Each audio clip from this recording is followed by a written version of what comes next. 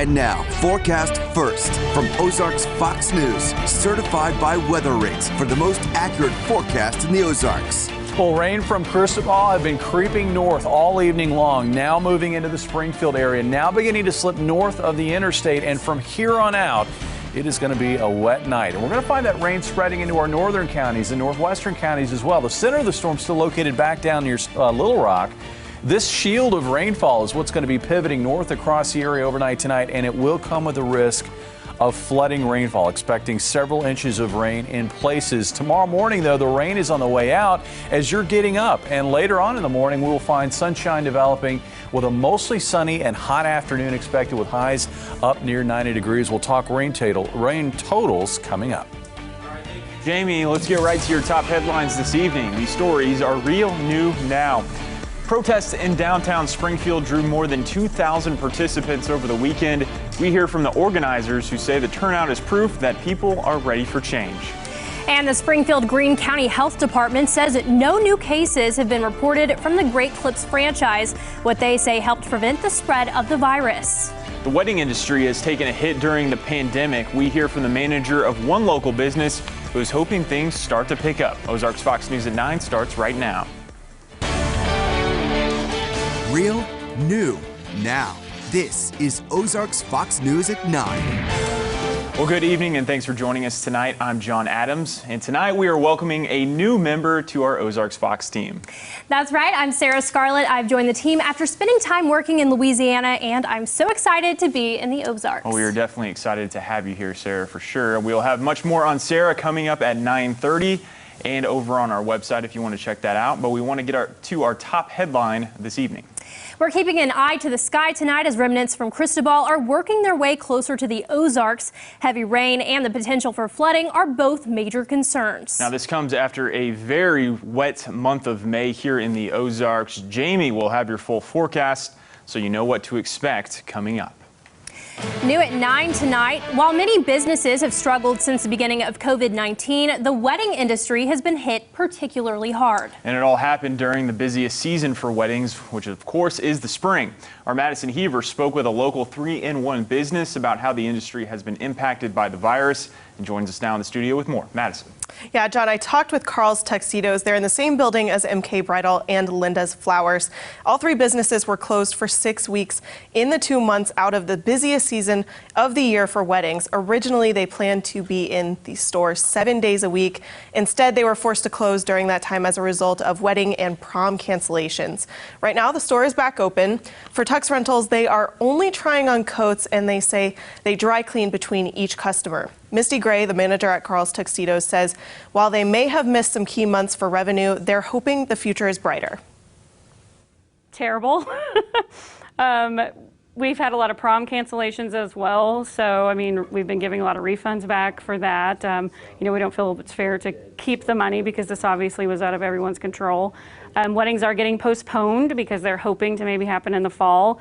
So we are really crossing our fingers for fall to just really explode. Gray also says a lot of brides are now buying their wedding dresses off the rack as there's been a delay in getting dresses from overseas as a result of the virus. Madison, thank you. We have new information for you tonight about the large peaceful protests in downtown Springfield this weekend.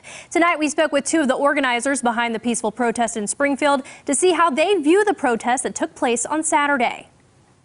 I see a lot of change coming in our community. I see a lot of people fired up for change. I see a lot of people wanting to get out and help volunteer with things that we got going on now.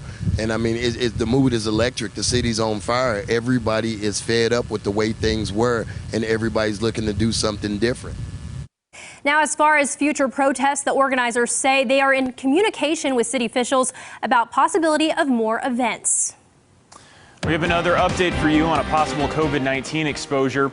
Prior to being diagnosed, a patient visited the Bricktown Brewery in Springfield on Sunday, May the 31st, around 6 p.m., and that person was there for about an hour and a half.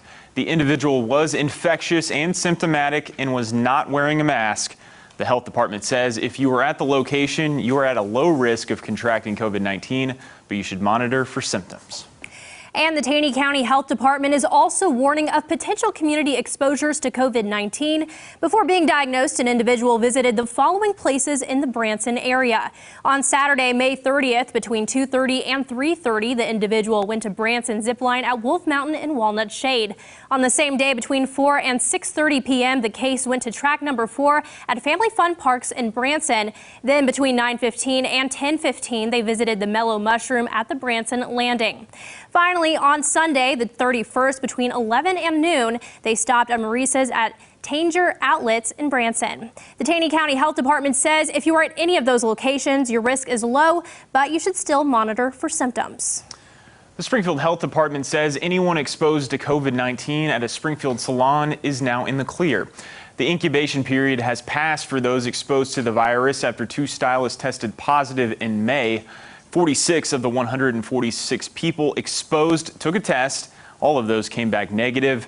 Everyone who was exposed was quarantined.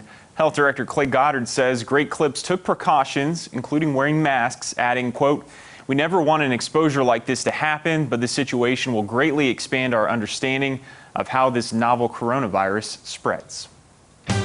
Making local news, the COVID-19 pandemic is still canceling and delaying events. Our Frances Lynn tells us how Girl Scouts here in Missouri plan on participating in their traditional summer camps this year. The Girl Scouts of the Missouri Heartland are bringing the outdoors in. Their traditional summer camp is canceled this year, and they're doing a virtual one instead. I was a little bummed, but still excited that I got to do at least something. Hope Trownley tells me why she likes being a Girl Scout. Well, I like to make new friends, and I like to go on lots of trips and stuff. And I like to learn about, lots of animals and stuff like that. And I really want to go back to Silver Dollar City. I'm really excited to see, the horses, and I think it's going to look exciting. And I'm really looking forward to doing it. Summer camp is a huge part of being a Girl Scout. There's a lot of tradition behind it. Kelsey Connor is the community relations specialist with the Girl Scouts of the Missouri Heartland. There is so much uncertainty around, the potential for there being second and third waves of COVID-19 and COVID-19 infections. And Hope's mom agrees with the cancellation this year. Even though that it is just, Missouri Heartland is in this state, we're still pulling people from all over the country. There's people from all different councils, all over the country visiting Girl Scouts of Missouri Heartland. Yeah, you just never know. It's better safe than sorry. And they say the virtual camp will still be fun and educational. We're essentially just trying to make it as normal of a camp experience as we possibly can. They still get to interact and talk to each other just as if they would at camp. And, also it'll give them something else to look forward to next year. I want to continue Girl Scouts until I can be a Girl Scout leader. And then I'm going to do that. And then I'm going to tell everyone about how much fun I had and how they should join Girl Scouts. Frances Lynn, Ozarks First. There will be activity packages delivered to their doors each week with a different theme each of the 4 weeks. Leadership mentoring and socializing with friends will also be available through Zoom. Local hotels seem to be bouncing back despite low tourism and canceled events here in Springfield. At the Route 66 Railhaven Hotel, the owner, Gordon Elliott, says they've climbed to from about 20% capacity in March to over 50% now. Elliott says his advantage is having rooms that connect to the outside. He says Railhaven doesn't depend on business travelers or large groups, but rather European cyclists who still plan to come in September. At the peak of COVID-19 in Springfield, about 70% of the staff were laid off. Now, most are back at work, while higher-end hotels still might be struggling. Elliott says he's seen a shift from booking online to more people calling or coming in to book the rooms so they can see for themselves if it's safe. Well, everything is back to normal at the Walmart on West Bypass and Sunshine Street after the store had to be evacuated earlier today. The fire department says a bug spray fogger went off in the store. We don't know how it was activated or who potentially did it. 2 people were taken to the hospital to be checked out. Assistant Fire Chief Brian Newberry told us the bug spray could cause difficulty breathing, especially for people who already had health issues. Although he adds they are prepared for these kinds of situations and trained for them, though this call was a bit unusual. Well, time to check in with Jamie once again. The rain is starting to come down here at the studio, and it could be a pretty wet night here. Yeah, the roads are wet already in Springfield. That rain will continue to expand northwest, so areas like Stockton, south down through maybe Greenfield. You guys aren't looking at any wet weather yet, but you will later on tonight. And the risk of flooding is certainly going to be an issue, especially after midnight through sunrise tomorrow. We'll talk about those rain totals, and we'll talk about at least a very low severe weather threat tomorrow afternoon in your forecast coming up. You're watching KRBK's Ozarks Fox News at 9 with Sarah Scarlett, John Adams, and Weather with Chief Meteorologist Jamie Warner.